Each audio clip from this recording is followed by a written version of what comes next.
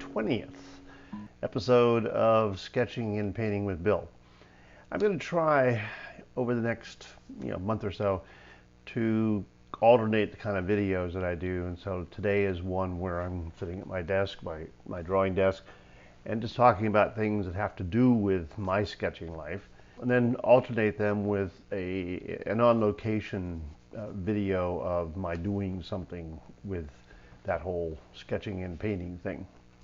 So we'll see how that works out and how frequently I'm able to do the videos, but I just wanted to mix things up a little bit.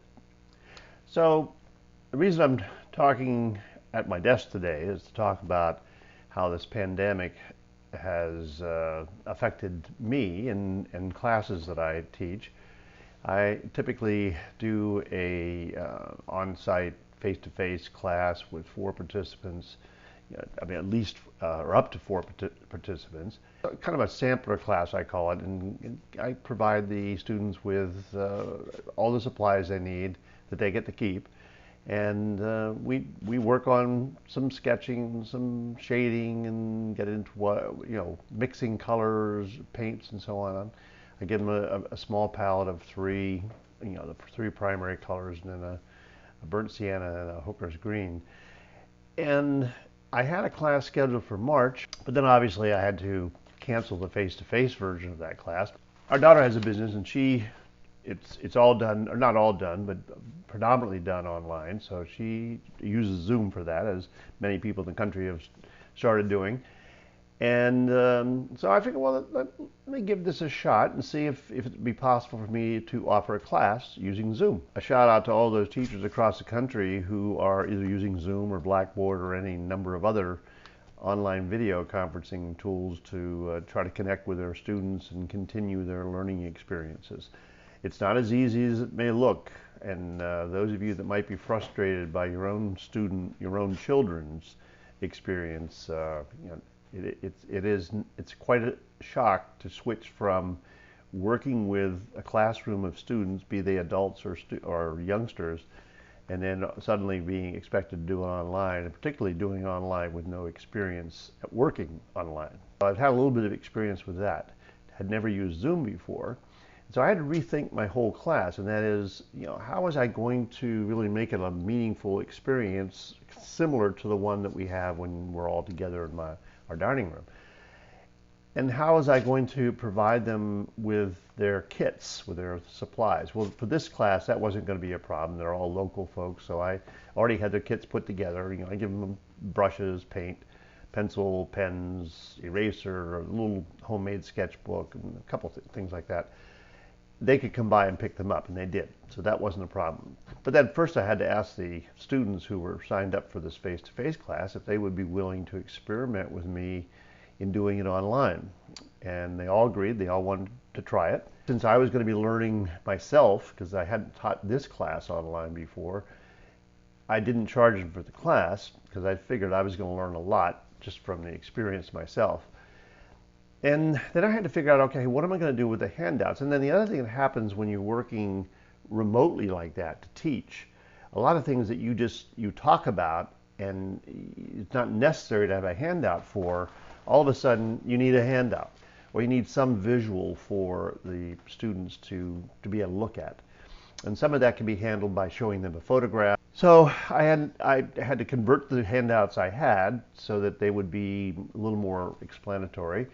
And I had to create handouts for some of the things that, as I said, otherwise I would just demonstrate or show. That wouldn't be demonstratable necessarily in an online presentation. So I did that. I created PDFs. I put them on Google Drive and supplied the link to the students, and they were able to download those and print them out. The next challenge was to how was I going to actually present so that that we were all seeing each other. And in Zoom, as with most online video conferencing tools, you can have a gallery, so you see everybody, or almost everybody. Certainly in a group of only 4 people, you can see everybody. But I also want to be able to show my desktop, where I'm demonstrating, or I'm drawing something, or sketching something, or painting something, or mixing colors, or whatever it might be. So I need to be able to show that too. So I've had to figure out, how am I going to do that? Also, being a avid photographer, I have lots of equipment, and I had gotten into making videos, so I had video equipment as well. And so I was able to put together some equipment that let me do what I wanted to do, and the way I actually solved it. I won't go into all the technical details. The technical aspects of this are better addressed in my creating photos and videos series on the same channel.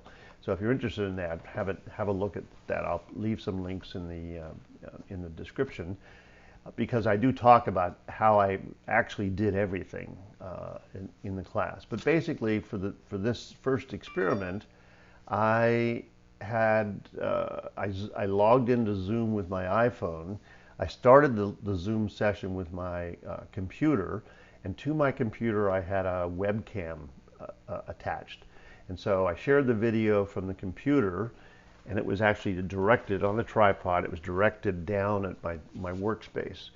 And so they could see me, because I was talking to them through my iPhone, and they could see my workspace, which was coming through my laptop.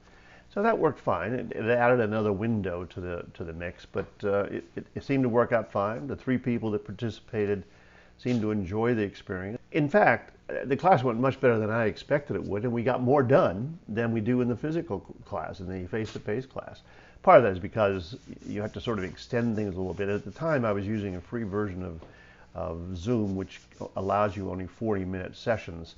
And so we'd do something for like around 35 minutes, and then they'd have a break. And during the break, they'd do some exercise or assignments. Then we come back online and do another 35-minute session.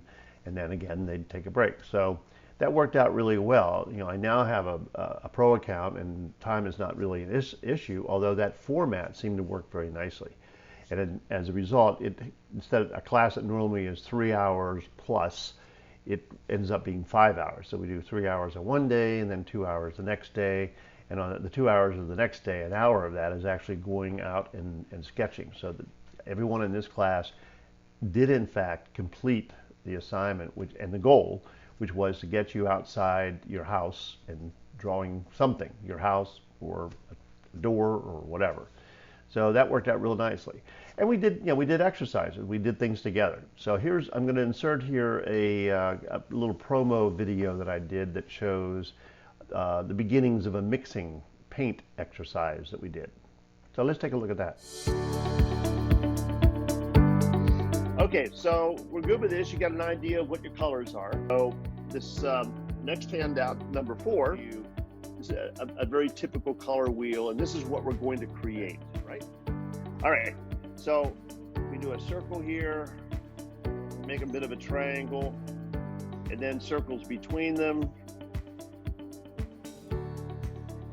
These are the primaries. These are the secondary colors that we get by combining the primary. And then we're going to make what are called tertiary colors. I'm going to label mine, and over here, cadmium red. So we've got these 3 colors, and let's try to do this all together. And I've got my colors that are the same as yours. They're just in a different container. I've got my mixing thing is use my flat brush, the same as you have. I've got my water over here. And so I'm going to go into the gamboge, and I'm going to put some on here. Now I'm just going to take this and fill in this circle. So now we're going to go in, I'm going to go and get some cadmium red, and I'm going to put it here on here, but away from the yellow. Let's put some more on there. I'm going to fill in my circle, clean my brush out, and go to my blue, my cobalt blue, and put a dab of that over here. So here's our blue. Everybody got that? Yes, sir. Okay, so now what I'm gonna do is I'm gonna pull a little bit of this red, that's yellow over, and a little bit of this red over, and you can see it mixes up and it's orange. Okay, so now we've got an orange. Now I'm going to do the same thing with the blue. I'm going to come over here, bring a little red out, bring a little blue out. Okay, so as you can see, that seemed to go pretty well. Then they went offline and they finished that exercise and another one we had done just before that with paint. So they got a lot of hands-on experience doing that. So I explained how I had set up for this, but I've improved since then. I got a new piece of equipment, and I'm able to use a regular camera to go on my desktop or my workspace. But as I said, I'll leave that for my Creating Photos and Videos series, and if you're interested, have a look at that. But thank you very much for checking in on this, and I hope you like this format where we occasionally talk about stuff that's related to painting and sketching, and other times it's just painting and sketching on location, which is what it's all about. Thank you very much for checking in, and I'll see you in the next video. Goodbye.